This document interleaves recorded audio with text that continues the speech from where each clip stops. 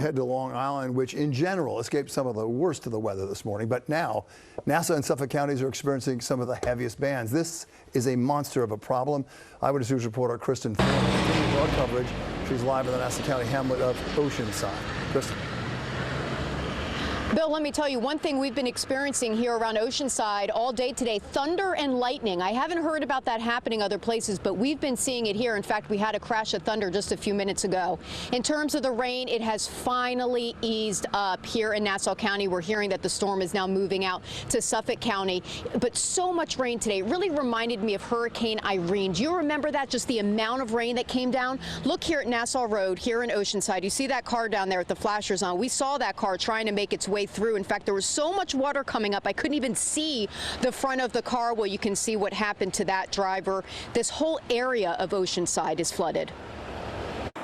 Some drivers in Oceanside didn't hesitate to drive right through the flooding waters. Others had second thoughts. I don't even know if I could get through right now. She doesn't like it too much either. I know, it's just too much. Yeah, see, I wouldn't do it. Yeah, I'm not gonna. Are you gonna try to go through? Yeah.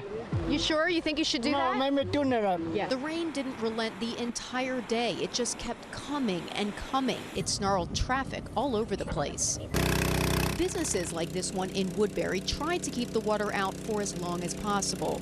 The high water was no match for some cars, but other drivers did not fare as well. Nassau County officials kept their eyes on the rising water all day. We're monitoring our sewage treatment centers because obviously they're taking in a lot of water at this point.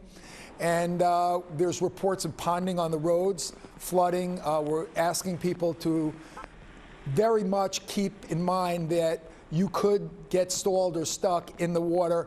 Probably not a good idea to go out on the roadways today.